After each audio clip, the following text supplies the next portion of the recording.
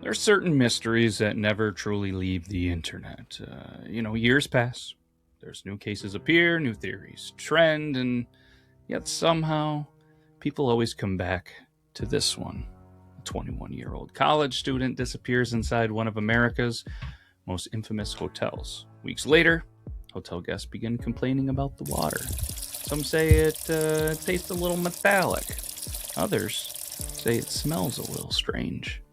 One guest later described the water as black when it came out of the tap. Maintenance workers, they said, hey, we got to go figure this out. So they head up to the rooftop water tanks. And inside one of them, they find a body. This case didn't become world famous because of where the body was found. It became famous because of what was captured before she vanished. A grainy elevator surveillance video. A young woman behaving in ways millions of people still argue about today. Was she hiding from someone? Was she suffering a mental health crisis? Was there another person nearby just outside camera view? Or did the internet transform a tragedy into something far more mythological than reality? Tonight, right now, we're going to head to downtown Los Angeles, a place that Meg and myself have never really been. We're going to go to a hotel that's so infamous, it almost feels fictional. A building connected to suicides, serial killers, violent deaths, and decades of urban legends.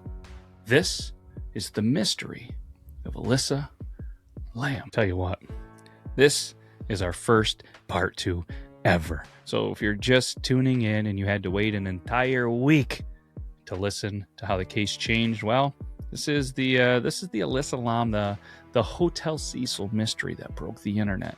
We've never done a part 2 before, but life's busy. This story's crazy. We decided we couldn't rush it through one episode. We came back for another. You're going, we? What are you, French?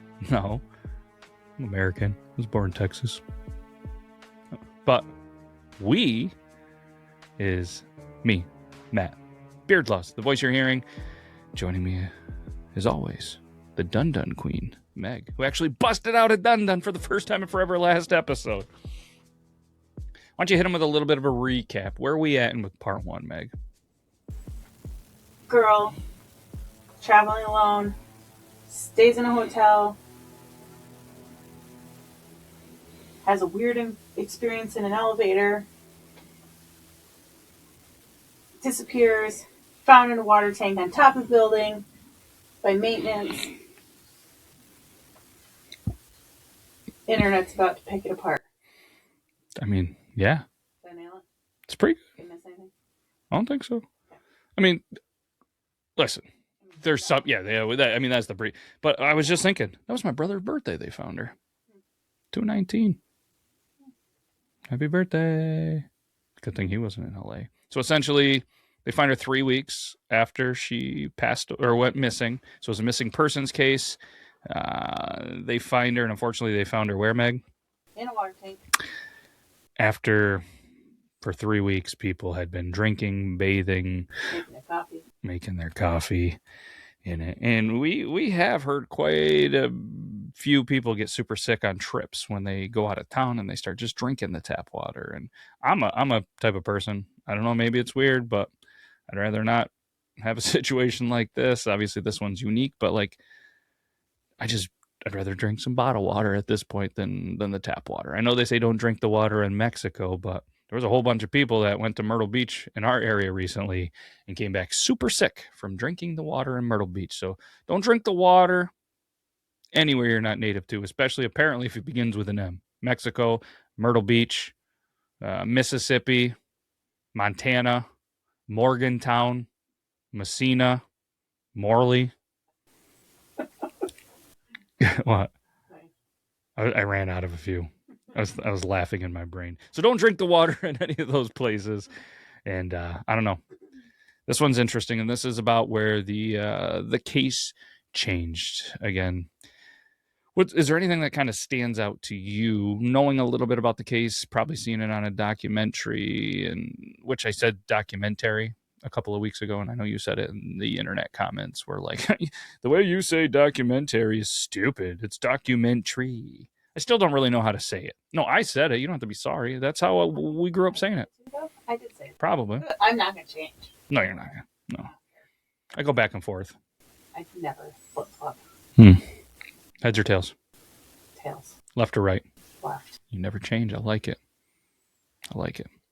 So, anything else that really stands out to you? Like, I mean, they truly don't, I guess, overly know 1,000% what happened at the Cecil Hotel, but like, I mean, what was your gut like when you were first hearing about it or even hearing about it now, seeing the footage? And if anybody hasn't seen the footage, maybe take the couple of minutes, go look at look up Elisa Lam, Hotel Cecil mystery. It's quite bizarre. Elevator footage. Yeah, it's wild. And a little known fact that we did say in part 1 was she was acting a little off. Obviously, she didn't check in with her parents, so that set a huge red flag. She was missing. But she was kind of in a shared room with some strangers. Her behavior triggered staff to then put her into a private room. And, she did have bipolar, depression, and a couple of different things. But do you think bipolar would maybe make you act that erratically? Maybe she ran out of some of her medication and it was a chemical imbalance on the brain that triggered something, or maybe there was just straight fear. Like maybe she wasn't taking medications and had like some kind of psychotic break. But it's tough too because she ended up in a water tank, I believe, without any clothes on, but the clothes and all of her belongings were in with there. I don't believe in the elevator footage she had everything on her. So there was just some details that I think, for me, kind of had my brain going, huh? So, but we were at the point where they release the elevator footage, all right? And the moment that LAPD released that footage, I feel like this case stopped belonging only to investigators for LAPD, and it kind of started to belong to the internet, right? Within days, millions of people across the world were analyzing this final movement of a grainy, blurry footage, frame by frame. You got to put yourself, this is 2013. 13 years ago, that technology. Not great, right? Still like the present day Bigfoot footage. Grainy, blurry, just off. Like technology wasn't great, right? I have to say something real quick. Oh. I'm sorry if you hear like a loud bump. I looked down and hit my head on the microphone. Is that what you did? That's smooth. I don't know if it will come out loud or not. It's okay. Now that people know. I mean, people know I'm not on a grainy footage. All of this is here. People can see it. I didn't go over there and go whack. I forgot how close it was. That's okay. It's all right. Unreal. So, back to the footage that we're talking about. There was the internet's doing its thing, and some people believe that she was hiding from somebody, but others thought she was trapped in, unfortunately, like a psychological breakdown. Before long, Megh, the theories, they became so intense that strangers online started convincing themselves that they could actually solve this case better than the police. But instead of finding answers, the internet tends to create chaos. And in some cases, it actually destroyed innocent people along the way. And it's probably hard to explain, especially from us, just how massive this became online in 2013. Today, internet sleuthing is pretty common. But back then, this was one of the first truly viral modern mystery cases. I mean, the elevator footage was everywhere. Reddit threads, they exploded overnight. YouTube channels uploaded analysis after analysis after analysis. And the old Tumblr, something that Megh and myself never did, but they started to create timelines, forums. They dissected every second of her movement. People, they weren't just watching the footage anymore. They were actually studying over it. They were obsessing over it. They were trying to force almost like hidden meaning into every little bit of movement. It was wild. It was everywhere. And I still kind of remember it, but I didn't obsess over it. Did you? Wasn't really my cup of tea. Wasn't really my cup of coffee. But there was a group that focused entirely on her body language. They argued that she was clearly terrified of someone that was standing right outside the elevator. But again, this other theory claimed that she was communicating secretly with another person hidden off camera. Some users even believed investigators had edited the footage intentionally. And honestly, the footage itself kind of fueled that belief because at certain points, timestamps, they appear strange. Some moments kind of feel slightly slowed. Some felt a little awkward. But conspiracy communities, they just latched onto that. But investigators later explained that portions of the footage may have been adjusted for timing purposes before public release. What do you think of that? Interesting. Which I could see. You know what I mean? Especially the technology 13 years ago. They might have easily edited some stuff and then just said, well, this is what we're seeing, internet. But either way, once people believed a conspiracy existed, every inconsistency became, air quotes, proof. And then came the theories that pushed the case into full internet legend territory because some believed she had encountered ghosts inside the Cecil Hotel, because others claimed the building itself was cursed. One theory suggested demonic possession. What's your thought on that, Meg? Was it a ghost possession? Are you still kind of leaning towards the mental breakdown? Got to remember, she's on a long leg of a West Coast trip by herself. What if maybe she was given or took some drugs or something and just it didn't go well, or lack of? My heart wants to believe paranormal, but my brain is leaning more towards medication and somebody else. Okay.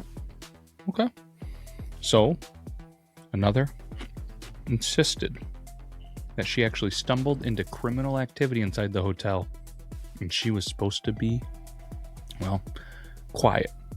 Maybe even threatened to not be quiet. And they just made her go away.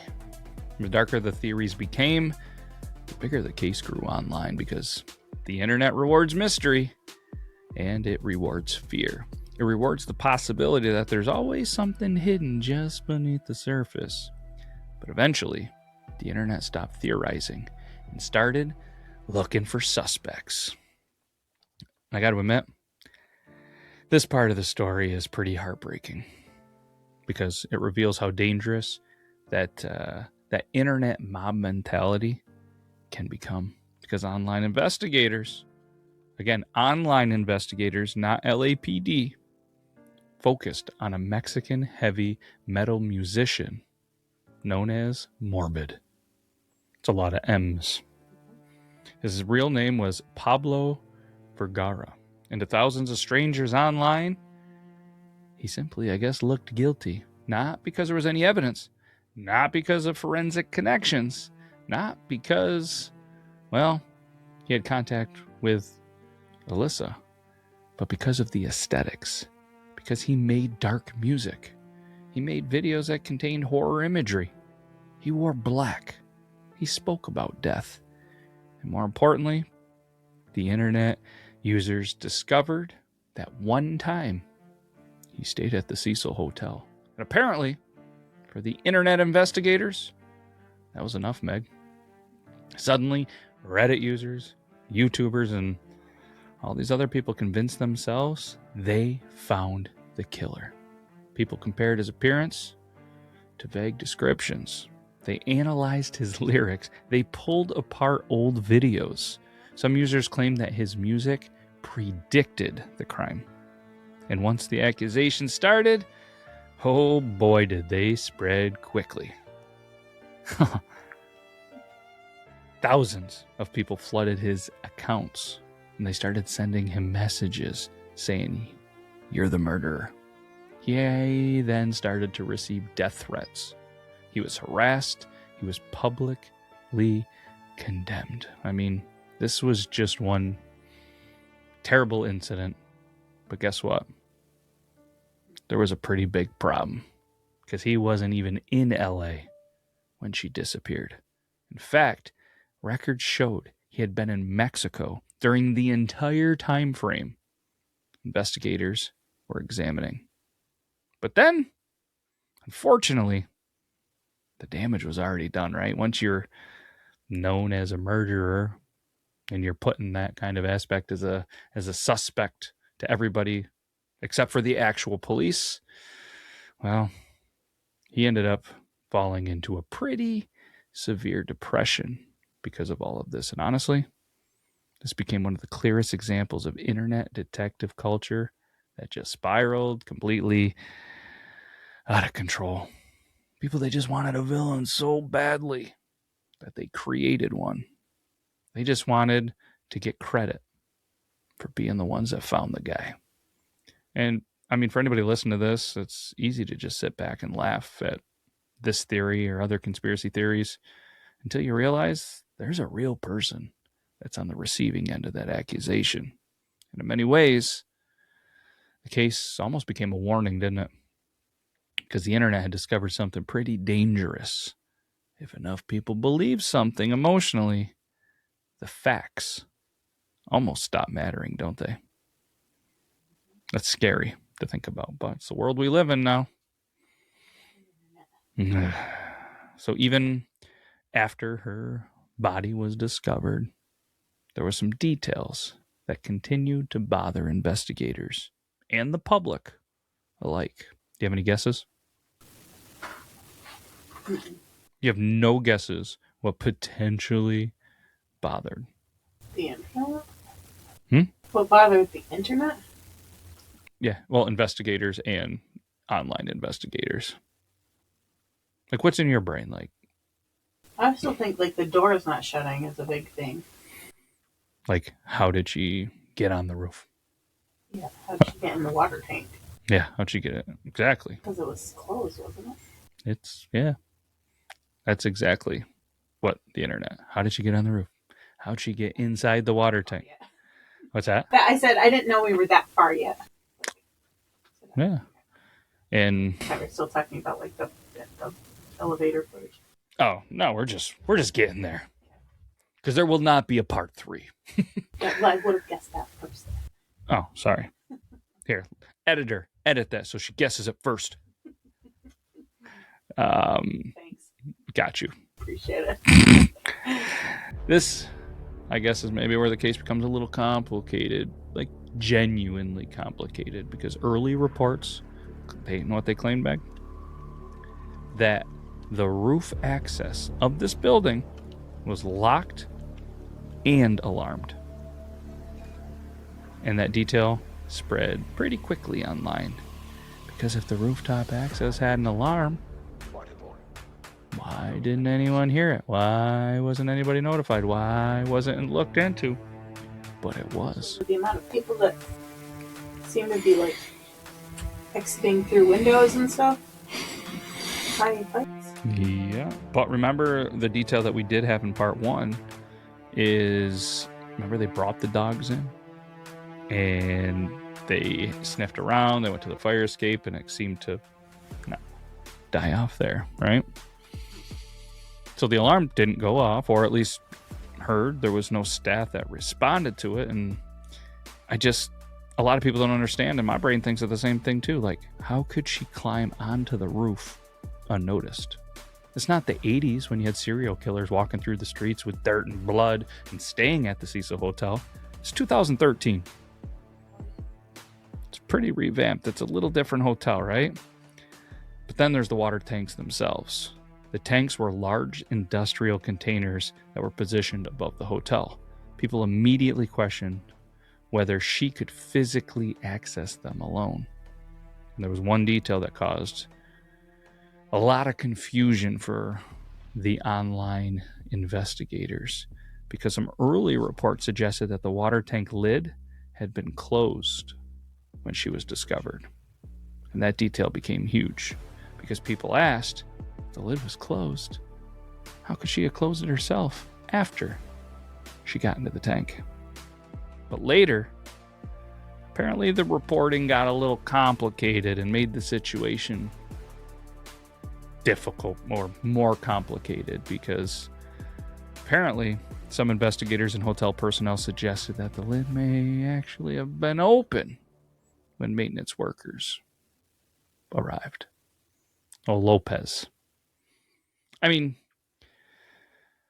I have to imagine.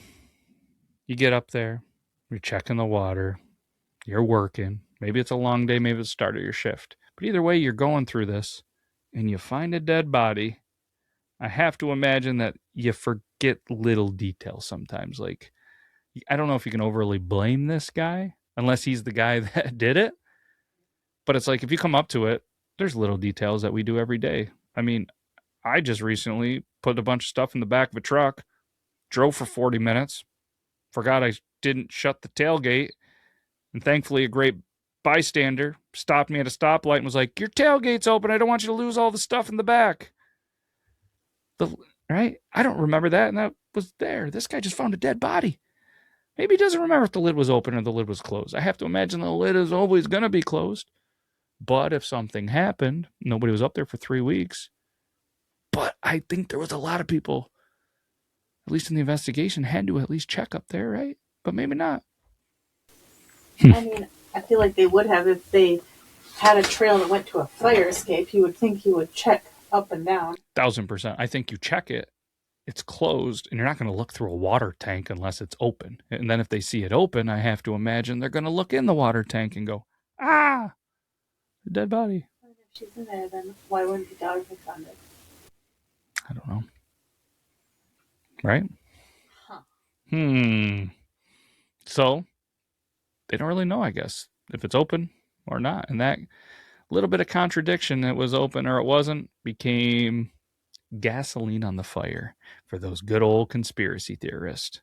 Because once details conflict publicly, people immediately assume that somebody is lying. Right? I mean, even to this day, you could probably get on Reddit, you could probably just Google and get on YouTube, and there's people arguing about roof access, alarm systems, water tank lids, and hotel security procedures. And honestly, some questions are understandable. I mean, the case does contain logistical ambiguities, right? And that doesn't automatically equal murder. But sometimes investigations they just have conflicting reports, right? Especially early in chaotic cases. But still, for millions of internet users, the unanswered roof questions became proof that something darker happened inside the hotel. The Cecil Hotel. We're gonna jump into like the autopsy stuff real quick. You got anything else, Meg, before we jump into that? Because we're at the point now where the official autopsy findings are released. What's your guess? Or do you know? I don't remember. Okay. Because suddenly this gets released and the entire emotional direction of this case changes. The Los Angeles County coroner ruled her death an accidental drowning. No trauma, no assault, no signs of homicidal violence, no injuries that were suggesting a physical struggle. And immediately, a huge portion of the internet rejected those results. Because by this point, many people, they were emotionally invested that it was murdered. Or at least some kind of conspiracy, you know what I mean?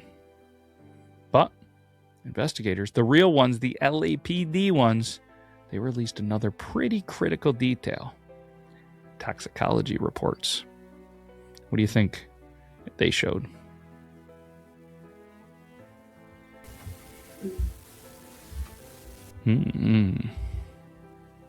What'd they show?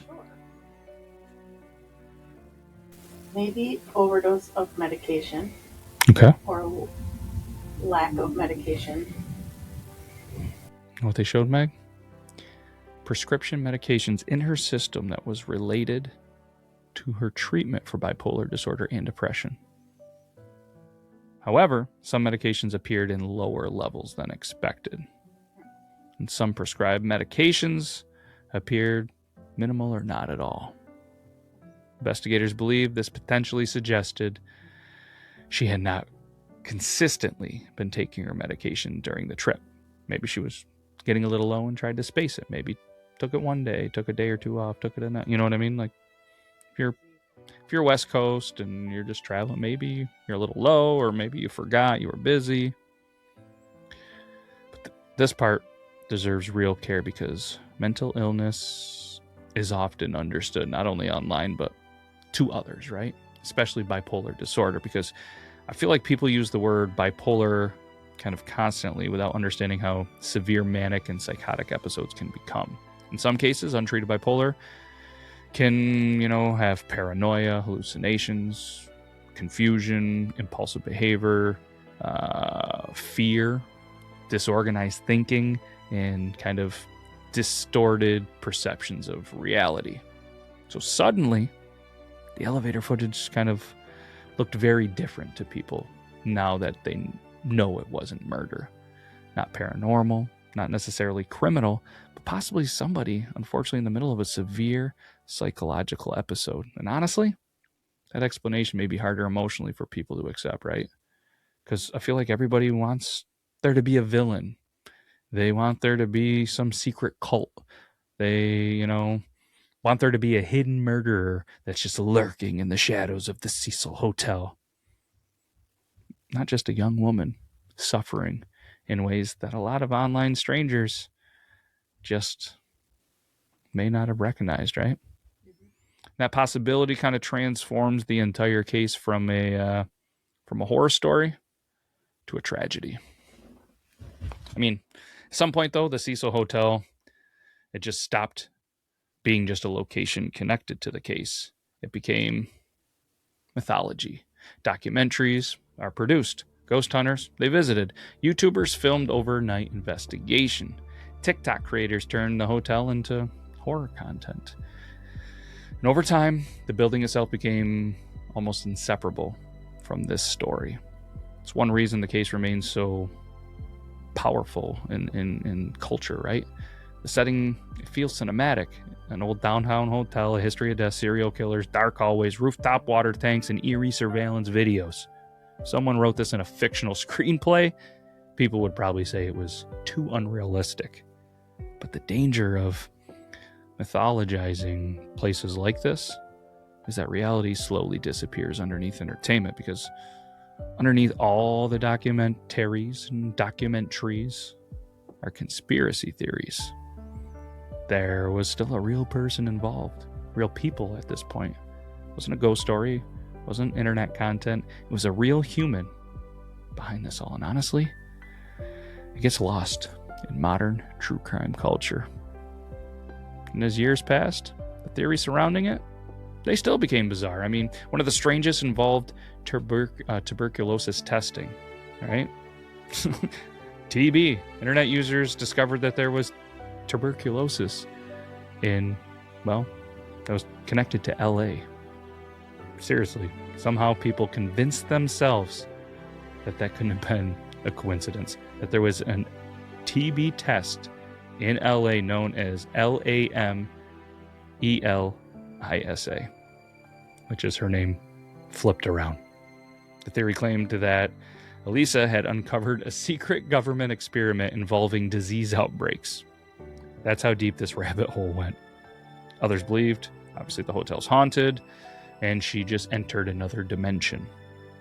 One theory insisted invisible entities were visible if you slowed down the footage enough. And honestly, it's where the internet sometimes just loses perspective, right?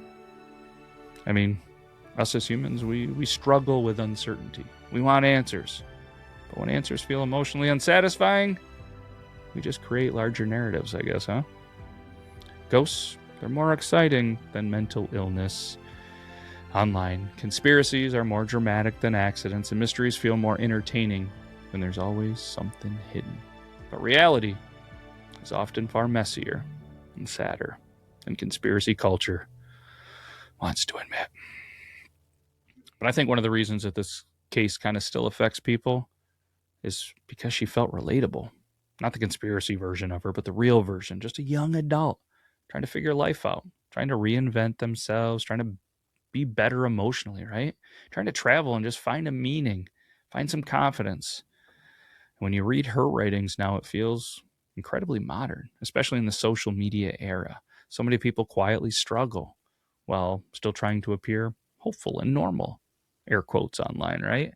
Her Tumblr posts captured all of this perfectly. There's something deeply haunting about seeing someone publicly searching for happiness while privately carrying emotional weight most strangers never even noticed. Maybe that's why people remain obsessed with the case, because beneath the mystery, Megh, there's unfortunately vulnerability, there's loneliness, isolation, there's fear. Things almost everyone. We all understand that at some point in life, right? And more than a decade later, people are still arguing over what happened. Some remain convinced foul play. Others believe the evidence strongly supports an accidental drowning connected to a severe mental health episode. And maybe the reason this case refuses to disappear is because it exists at the intersection of two terrifying realities: the fear of the unknown and the fear of human mind unraveling. The elevator footage became one of the most recognizable mystery clips, I'm going to say it, in the history of the internet. But maybe the saddest part of it all is that the footage stopped feeling real to people. And it just became content. It became a puzzle. It became entertainment. Somewhere along the way, the person at the center of it all got buried underneath theories. Not just physically, but culturally. Because Alissa wasn't a horror movie character. She was a real young woman whose final moments became one of the internet's biggest obsessions. Maybe that's the true legacy of this case. I mean, it wasn't ghosts, it wasn't conspiracies. It was a warning about what happens when tragedy collides with the internet. What do you think, Megh? You've been quiet. It's sad. It's terrible. Man. But either way, this has been the Yore Town Podcast. Hope you enjoyed part 2. If you haven't listened to part 1, well, might not make sense to go back and watch it now, but we'd appreciate it. Or just go watch the rest of them. Because if you enjoyed tonight's episode, do all the YouTube-y stuff and the podcast and stuff. You can like, follow, subscribe, share it to a friend, or even someone who loves the true crime, dark history, and mysteries that follow people searching for answers years later. Remember, sometimes the scariest stories aren't the ones with monsters that are hiding in the dark. Sometimes they're the ones that remind us how fragile people really are. But that's all we got. Hope you enjoyed it. We'll be back with a new one next week. That was good. I appreciate it. Again, that's all we got. I don't know. I got nothing else. Let's get out of here. Take care, everybody. Bye-bye.